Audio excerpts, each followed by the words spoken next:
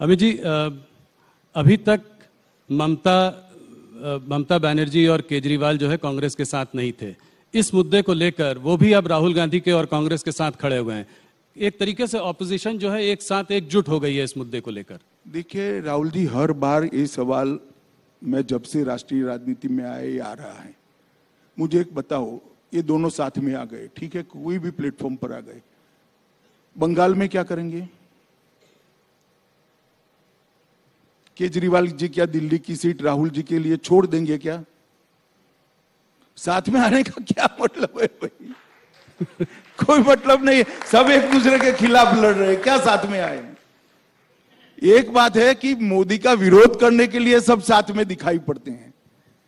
अब ठीक ही है, हमें कोई आपत्ति नहीं है। अब इसी बात को लेकर सारा ऑपोजिशन कह रहा है कि देश में लोकतंत्र खतरे में है। इस तरह का जो है ये नैरेटिव वेस्टर्न मीडिया के भी कुछ सेक्शंस में उठ जाता है। तो क्या इस डिस्क्वालिफिकेशन के मुद्दे को लेकर आपको लगता है ऐसे नैरेटिव को कुछ बल मिलेगा? कुछ नहीं, मगर ये लोकतंत्र जब लालू जी डिस्क्वालीफाई हुए तब खतरे में क्यों नहीं पड़ा? अभी एनसीपी के एक सांसद डिस्क्वालीफाई हुए थे, मोहम्मद फैजल जी, तब क्यों खतरे में नहीं पड़ा? श्रीमती कुमारी जयललिता जब डिस्क्वालीफाई हो गई थी तब खतरे में क्यों नहीं पड़ा? सिर्फ गांधी परिवार से ही खतरा खड़ा होता है क्या? ये तो 17 लोग डिस्क्वालीफाई हो चुके हैं भैया, और ये देश का कानून है जो बदल सकते थे, आपने फाड़ दिया नॉनसेंस कर कर। अब काहे को छाती पीट रहे हो भाई?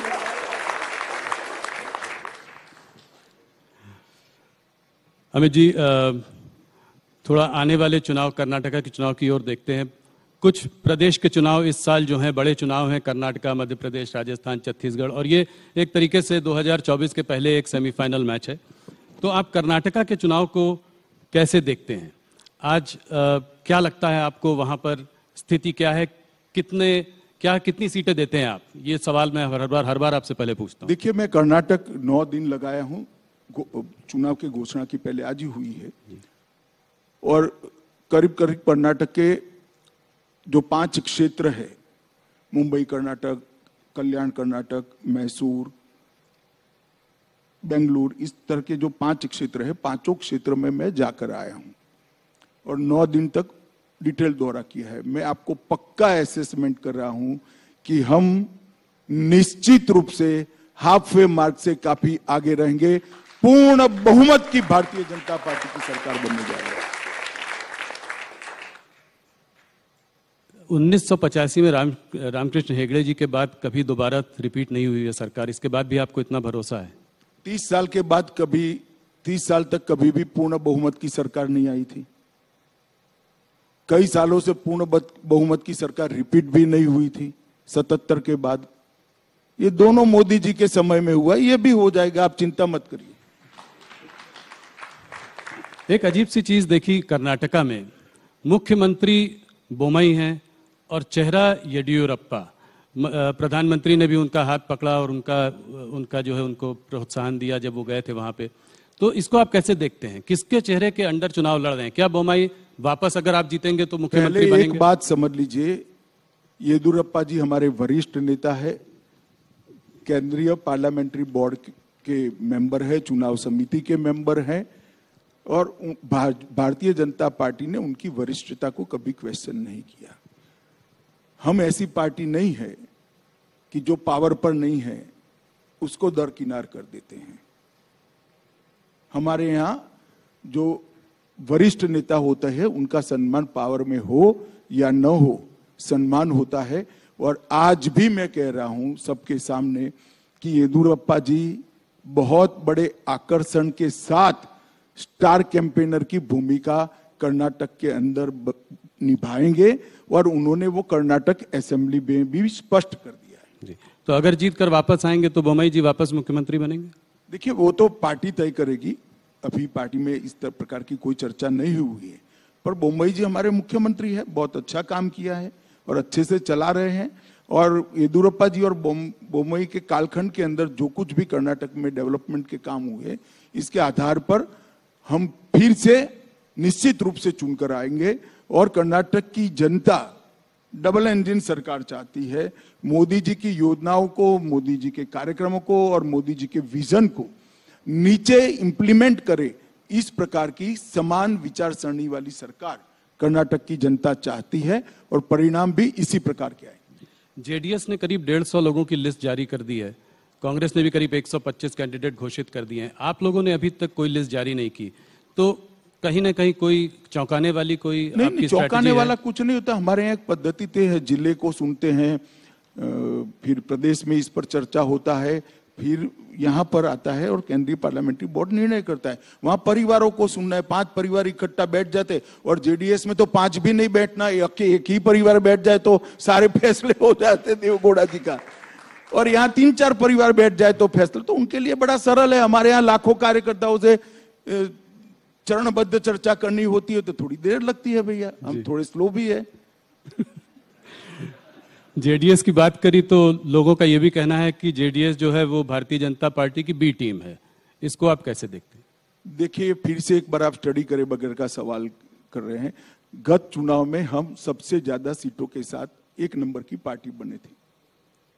हमारी 104 सीटें थी, जेडीएस की 34 सीटें थी, और फिर जेडीएस कांग्रेस की गोदी में सत्ता के लिए बैठ गई और दोनों ने सरकार बनाई। अब बताइए जेडीएस किसकी बी टीम है? जरा बताइए ना जनता को। तो आपकी कोई बातचीत नहीं चल रही है? आपकी कोई बातचीत नहीं चल रही है? नहीं, हमारी कोई बातचीत कैसे? हम हर सीट पर लड़ेंगे, पूर्ण बहुमत के लिए लड़ेंगे, और मोदी जी के नेतृत्व में पूर्ण बहुमत आएगा, इसका मुझे पूर्ण भरोसा है। किसी से बातचीत का सवाल ही पैदा नहीं हो। कोई भी हालत में अगर जरूरत पड़ी तो भी उनके संग गठबंधन नहीं करेंगे? गठबंधन नहीं करेंगे चाहे कुछ भी, अगर मान लीजिए कम भी पड़ जाए? गठबंधन का सवाल ही नहीं है, किसी के साथ गठबंधन करने की जरूरत नहीं है। पोस्ट पोल भी नहीं, पूर्ण बहुमत प्राप्त करने जा रहे हैं और विश्वास के साथ हम मैदान में उतरे।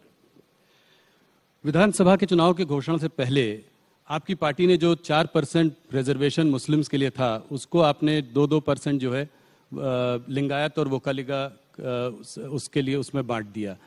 ऑपोजिशन का कहना यह है कि ये पोलराइजेशन की आपकी एक स्ट्रैटेजी है, इसको कैसे देखते हैं आप, क्या मानते हैं? देखिए, मैं मानता हूं ये करने में थोड़ी देर हो गई है,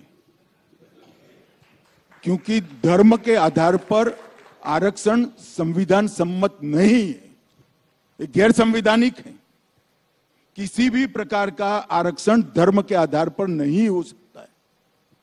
जो कांग्रेस की कर्नाटक सरकार ने पोलराइजेशन के लिए किया था, उसको हमने करेक्ट किया है, और मैं मानता हूं ये करने में थोड़ी देर हो गई।